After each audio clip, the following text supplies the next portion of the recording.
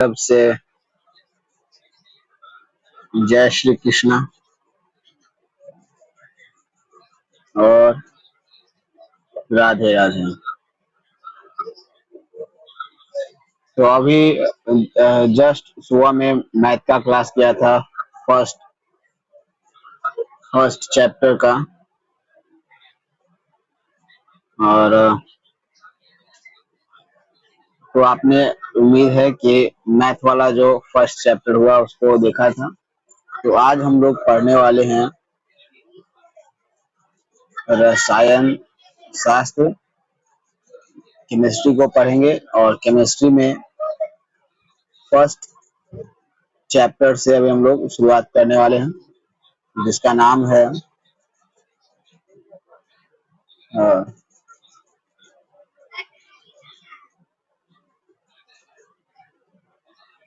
रासायनिक अभिक्रिया एवं समीकरण।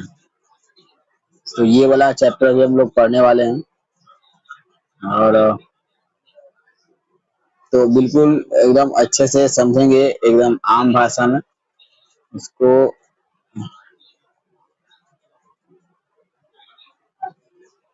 रासायनिक अभिक्रिया एवं समीकरण। आप कॉपी पेन लेकर आराम से बैठो और अभी मैं ये चैप्टर को सॉल्व करने वाला हूँ। तो बारी बारी से अभी हम लोग समझते हैं कि रासायनिक अभिक्रिया एवं समीकरण में को क्यों पढ़ना है और कैसे इसकी शुरुआत करेंगे, एकदम लास्ट तक मैं आपको बताने वाला हूँ। तो चलो इसको शुरू करते हैं। तो जैसा कि आपने अपने दैनिक जीवन में देखा होगा कि कोई भी चीज जो शुरुआत में जैसा रहता है, अपने आप उसका जो है अवस्था में परिवर्तन होता है। तो इसी चीज को पढ़ने के लिए या समझने के लिए क्लास 10 में आपको एक टॉपिक ही दिया गया है, रासायनिक अभिक्रिया एवं समीकरण। जैसे कि आप देखते हो कि जो दूध होता है उससे दही बनता है, सॉरी, दही बनता है। या दूध को अगर सिंपल छोड़ दिया जाए तो दूध खराब हो जाता है, फिर उससे पनीर बनता है। तो उसी तरह से देखे होंगे कि खाना सिंपल अगर रखते हैं कुछ देर तक, गर्म जब तक रहता है तो खाना अच्छा रहता है। बहुत दिनों के बाद अगर खाना को देखा जाए तो उसमें खाना सड़ जाता है। तो ये सब चीज क्यों होता है और कैसे होता है, इसी चीज को बेसिक जानकारी से हम लोग इस चैप्टर में पढ़ेंगे। जैसे आप देखे होंगे प्रकाश संश्लेषण, आप सुने होंगे। तो प्रकाश संश्लेषण प्रकाश की अवस्था में क्यों होता है, ये हम लोग पढ़ेंगे। हम लोग किसी को सॉरी, हम लोग जो है टूथपेस्ट का उपयोग क्यों करते हैं दांत को सड़ने के लिए। ये सब जो जो छोटा छोटा चीज है, सब चीज अगर आप इस चैप्टर को अच्छे से समझोगे, मेरे बताए हुए बातों को ध्यान से पढ़ोगे, ध्यान से अपने कॉपी में लिखोगे, तो आप अच्छे से समझ पाओगे। तो चलो हम लोग इस चैप्टर को करते हैं शुरू। तो शुरुआत में जो है इस चैप्टर में जिसको हमको टॉपिक को पढ़ना है उसका नाम है रासायनिक। मैं यहाँ पे पेन चेंज कर लेता हूँ।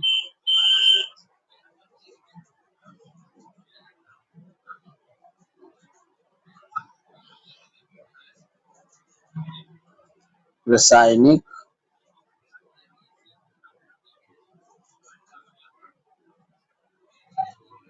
अभिक्रिया, जिसको इंग्लिश में बोलते हैं केमिकल केमिकल रिएक्शन। अब इसको परिभाषा हम लोग लिखेंगे।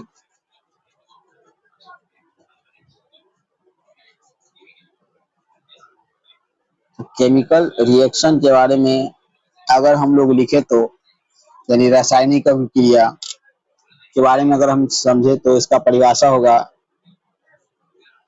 जब कोई पदार्थ अकेले या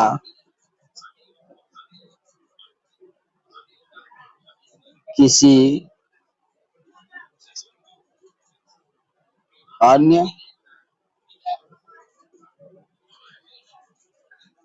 पदार्थ के साथ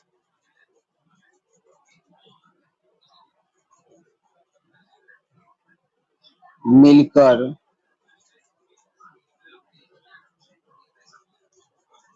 भिन्न गुण वाले एक या एक से अधिक पदार्थ बनाता है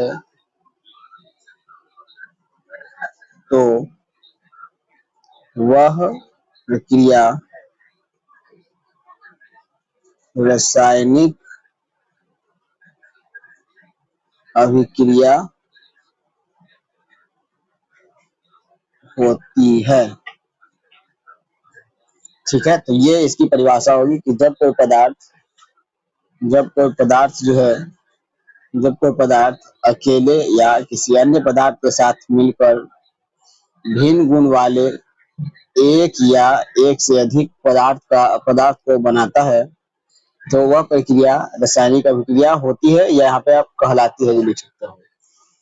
तो अगर हम लोग इसका एग्जाम्पल से समझ सकते हैं, जैसे कि आप लोग बेसिक जानकारी 9th क्लास में ले लिए होंगे कि H2 मेरे पास H2 है, H2 प्लस Cl2 है, तो H2 और Cl2 को मिला देंगे तो हमारे पास 2HCl होगा। फिलहाल यहाँ पे ध्यान ये नहीं देना है कि ये 2 क्या है या 2 ये सब क्यों है।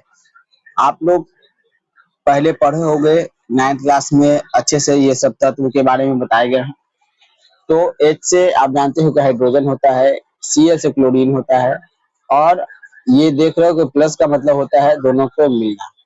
तो ये तीर बताता है कि इससे क्या बना है। आगे मैं इसका परिभाषा भी आपको लिखवाने वाला हूँ कि ये इधर क्या होता है और इधर क्या। खैर, तो इसी चीज को हम लोग बोलते हैं रासायनिक अभिक्रिया, कि दो चीज है और दो चीज मिलकर एक चीज का निर्माण किया, तो ये जो होगी रासायनिक अभिक्रिया होगी। हालांकि प्रक्रिया उल्टा भी हो सकता है कि अगर 2HCl को तोड़ा जाए तो इसमें से भी H2 और Cl2 प्राप्त होगा। तो ये भी हो सकता है और ऊपर वाला भी हो सकता है, ये दोनों हो सकते हैं। तो इसी चीज को बोला जाता है रासायनिक अभिक्रिया। ये क्या है कि तीर की साइड क्या है और ये क्या है, ये अभी हम लोग समझने वाले हैं। तो पहला जो चीज है, इसको अगर हम लोग लिखें तो उसका नाम है अभिकारक। इसको अगर इंग्लिश में बोला जाए तो बोलते हैं इसको रिएक्टेंट।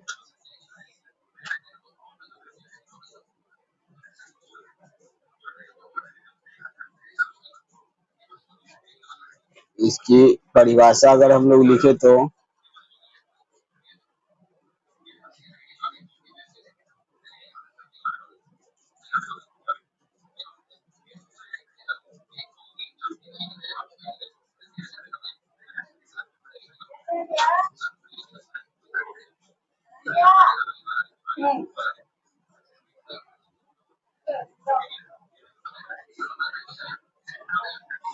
इसकी अगर परिभाषा लिखे तो होगा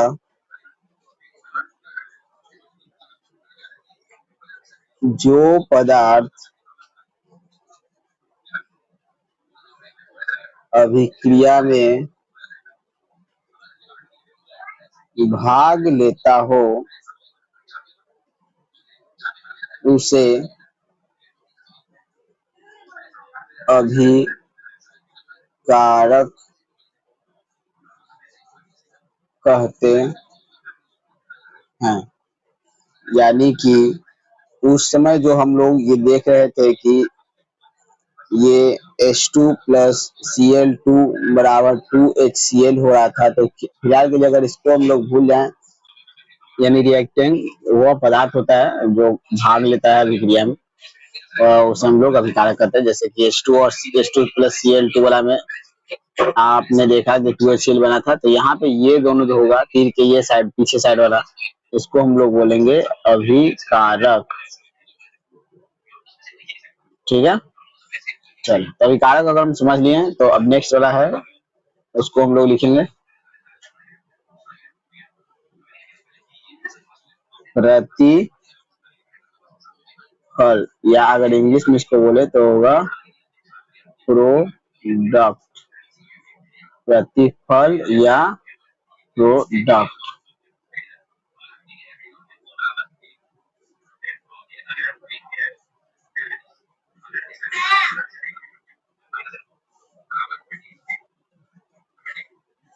तो प्रोडक्ट किसे कहते हैं? तो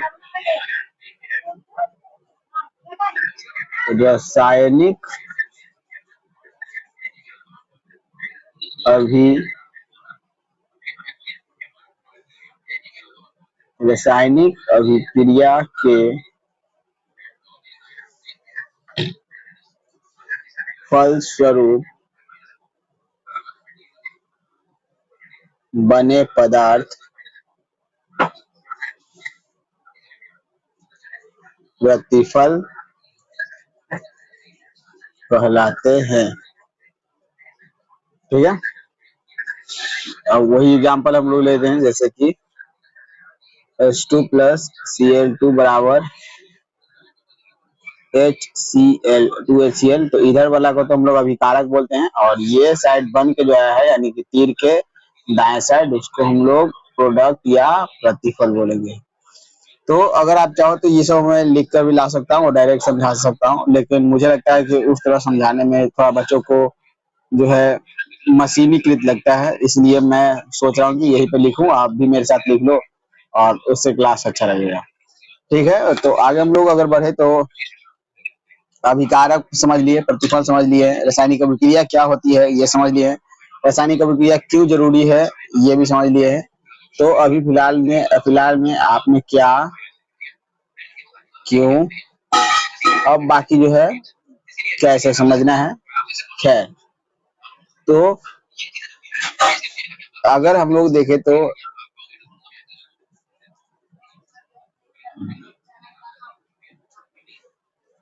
आगे हम लोग लिखेंगे कैसे वाला बात, यानी कि रासायनिक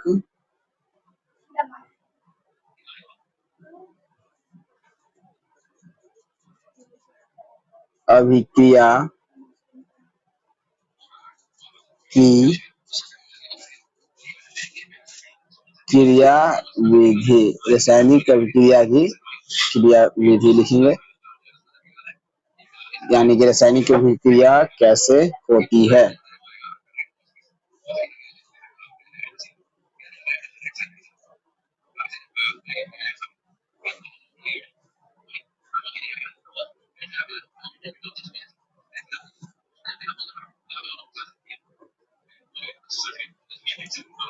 तो जैसा कि आपको समझाऊं तो क्या होता है, एक डायग्राम से मैं आपको ये समझा देता हूँ। तो अभिकारक अभिक्रिया, रासायनिक अभिक्रिया जो होता है उसमें मान लेते हैं ये एक पदार्थ है, तो इस पदार्थ अणु से मिलकर बने होते हैं, और अणु जो होते हैं परमाणु से मिलकर बने होते हैं। ठीक है, ये आप लोग जानते हो। अब क्या होता है, जब कोई प्रति अभिकारक भाग लेता है तो उस अभिकारक के अणु जो होते हैं वो टूट कर परमाणुओं में बदल जाते हैं, और दूसरे पदार्थ के जो, माने कि ये पदार्थ नंबर 1 है और ये पदार्थ नंबर 2 है, ये भी अपने अणु में टूटेगा अगर हम लोग अभिक्रिया कराएंगे तो, और इसके अणु परमाणु में टूट जाएंगे। अब क्या होंगे, ये दोनों परमाणु जो होंगे आपस में पुनर्गठित होंगे, मतलब कि मिलेंगे, और इसके मिलने के फलस्वरूप जो है प्रतिफल का निर्माण होता है। तो आपने समझा कि अभिक्रिया में जो है परमाणुओं परमाणुओं के बीच जो है परमाणु संबंध के कारण जो है प्रतिफल बनता है या अभिक्रिया संपन्न होती है। तो ये आपने समझ लिया कि अभिक्रिया कैसे होती है और इसको पढ़ना क्यों है, ये भी आपने समझ लिया है। इसमें अभिकारक क्या होता है, प्रतिफल क्या होता है, ये भी समझ लिया कि हम चैप्टर को समझते हुए चलेंगे। अब आगे हम लोग समझेंगे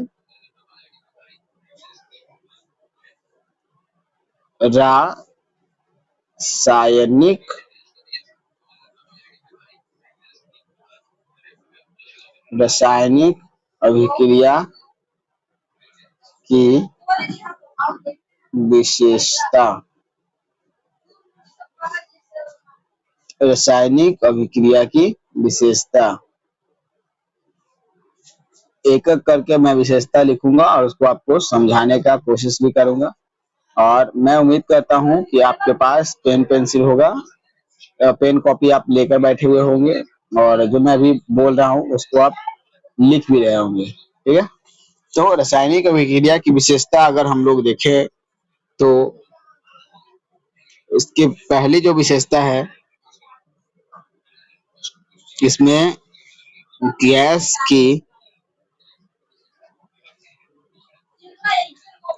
की उत्पत्ति होती है। तो हालांकि सभी अभिक्रियाओं में गैस की उत्पत्ति नहीं होती है, पर कुछ अभिक्रियाओं में जो है गैस की उत्पत्ति होती है। जैसे कि एक अगर मैं आपको एग्जांपल दूं तो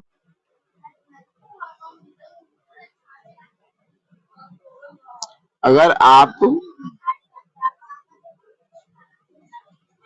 सोडियम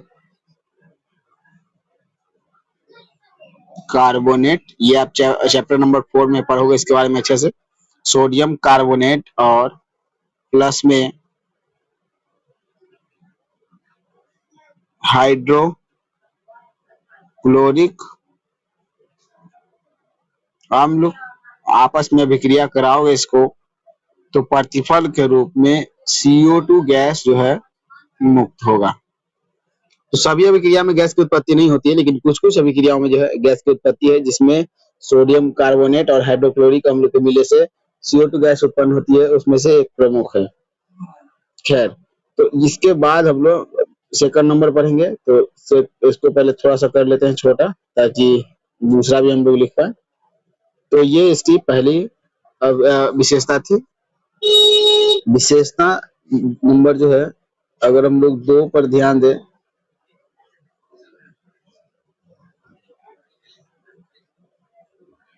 तो दूसरा जो है अवक्षेप का निर्माण। यह भी हर अभिक्रिया में पॉसिबल नहीं है, संभव नहीं है, पर अवक्षेप का यहाँ पे मतलब होता है कोई ठोस पदार्थ का बनना है। तो कुछ अभिक्रियाओं में जो होती है अवक्षेप बनते हैं, यानी कि आप अगर 2 गैस को मिला दोगे तो एक ठोस का निर्माण हो जाएगा। अब इसको भी एक अभिक्रिया से समझते हैं। जैसे कि हमारे पास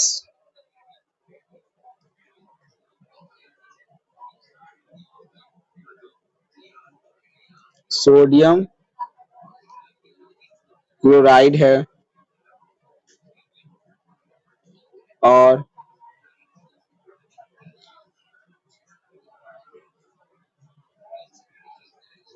इसमें अगर हम लोग इसको सिल्वर नाइट्रेट के साथ अभिक्रिया कराएंगे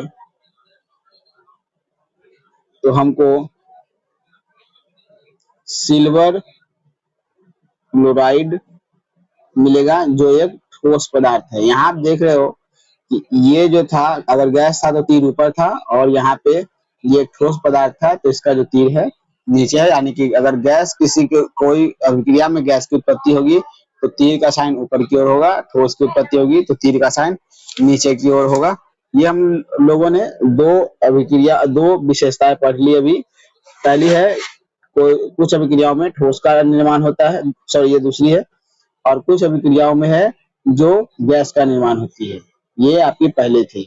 तो 2 अभिक्रिया हम 2 विशेषताएं पढ़ ली है। तीसरा पे हम लोग अगर ध्यान दें तो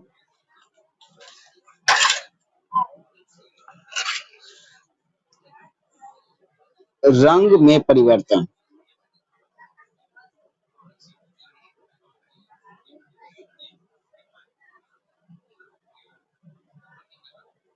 रंग में परिवर्तन। तो रंग में परिवर्तन क्या होता है? जैसे कुछ अभिक्रियाओं को अगर आप लोगे तो आप उन दोनों का रंग कुछ रहेगा और उनसे रंग जो अलग होगा, उनका प्रतिफल जो बनेगा उनका रंग कुछ अलग होगा। अब इसको एक एग्जांपल से समझते हैं। जैसे कि अगर आपके पास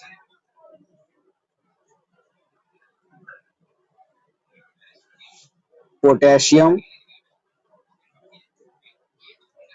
पर मैग्नेट है और अगर आप इसको अभिक्रिया कराओगे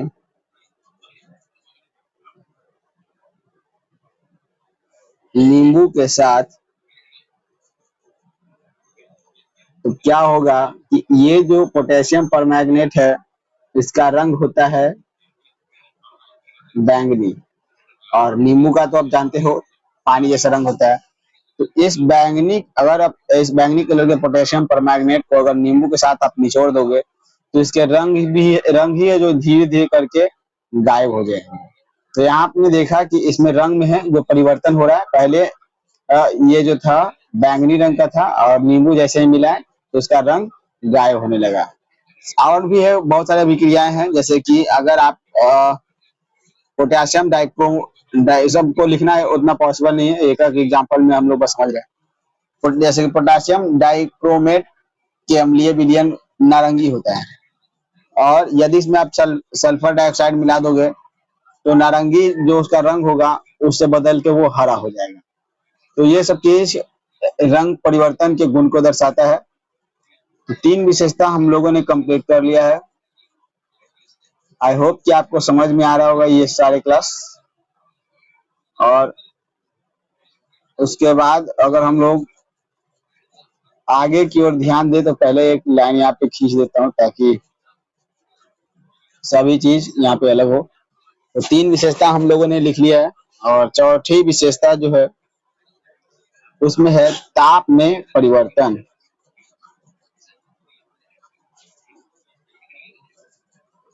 ताप में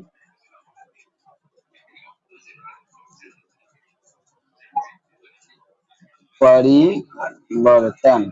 ताप में परिवर्तन यानी कि ताप कुछ है और हो कुछ जाता है। ये आपने सिंपल परिभाषा देखा होगा, आपने शुष्क चूना लिया होगा या वो जो चूना होता है जिसको हम पुताई के लिए उपयोग करते हैं, और उस चूने को अगर आपने जल में मिलाया होगा तो पहले चूना का जो ताप होता है साधारण होता है जल, और जैसे ही जल में उसको मिलाया जाता है तो चूने का पानी जो है काफी गर्म हो जाता है। तो ये तो है साधारण बात जिसको आपने दैनिक जीवन में इसको देखा होगा कि ताप में परिवर्तन हो जाता है। अगर हम लोग एक अभिक्रिया को लिखें तो अगर आप वही बात है उसी को मैं लिख देता हूं। अगर आप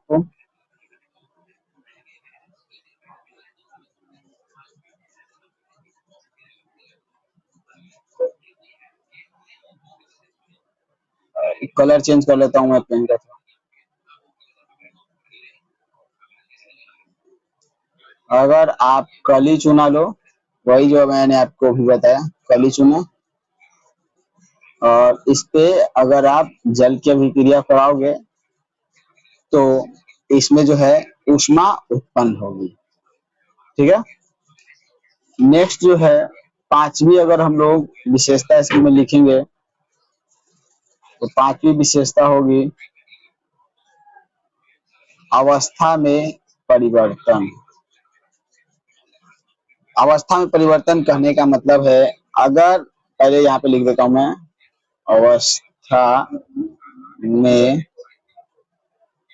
परिवर्तन। तो अवस्था में परिवर्तन करने का मतलब है अब यहाँ कुछ कुछ अभिक्रिया में ऐसे भी हो सकते हैं कि अगर आपने 2 ठोस लिए हैं तो वो तरल के रूप में या गैस के रूप में परिवर्तित हो जाएगा। अगर आपने गैस में लिया है तो वो ठोस में बदल सकता है, कुछ भी हो सकते हैं। यानी कि कारक का अभिकारक का जो होगा अवस्था कुछ होगा और प्रतिफल की अवस्था कुछ हो सकती है। जैसे कि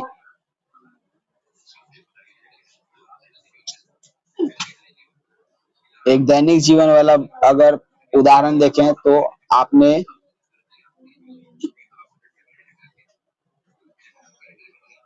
मोमबत्ती देखा होगा।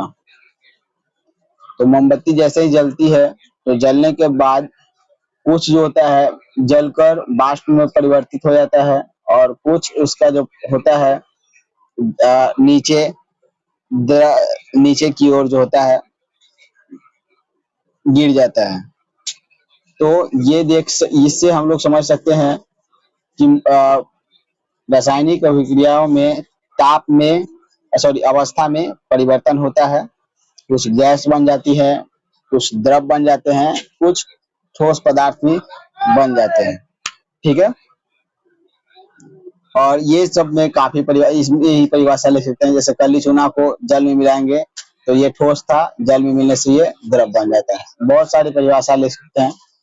अब जो है 2-3 नोट्स लिखने की बारी है। तो 2-3 नोट्स लिखेंगे और उसके बाद जो है आपका ये क्लास जो है खत्म हो जाएगा। तो जो पहला नोट है उसमें लिखेंगे नोट नंबर 1, वैसी अभिक्रिया जिसमें ऊष्मा का त्याग होता है उसे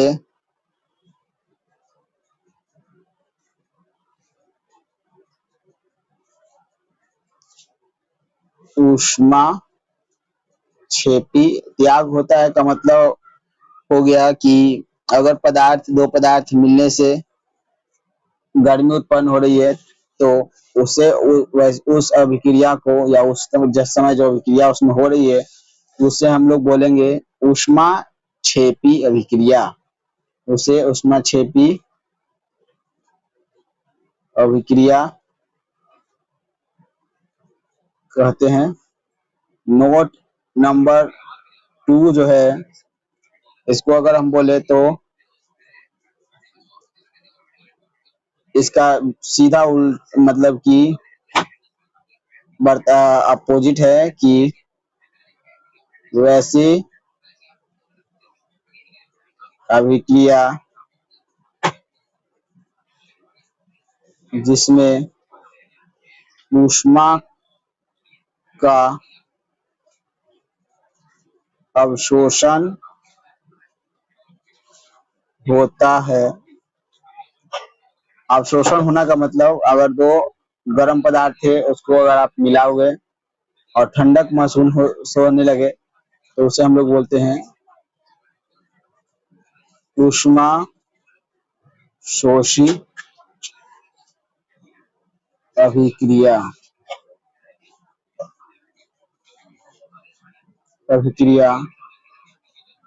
कहते हैं। ठीक है। तो इसी के साथ आपका आज का क्लास का द एंड हो रहा है और थैंक्स फॉर वॉचिंग। सभी को मेरी तरफ से लास्ट में जय श्री कृष्ण और राधे राधे। आपको इस क्लास से रिलेटेड कोई भी डाउट हो आप कमेंट कर सकते हो। एक कमेंट का जवाब दिया जाएगा और उसमें आपके सारे डाउट क्लियर करने की कोशिश की जाएगी। तो ये केमिस्ट्री का क्लास यहीं पे रखते हैं। उम्मीद करते हैं ये 2-4 लेक्चर में इस पूरा पहला चैप्टर को कंप्लीट कर लेंगे और सारे चैप्टर को फटाफट से जल्दी कंप्लीट कर दिए जाएंगे।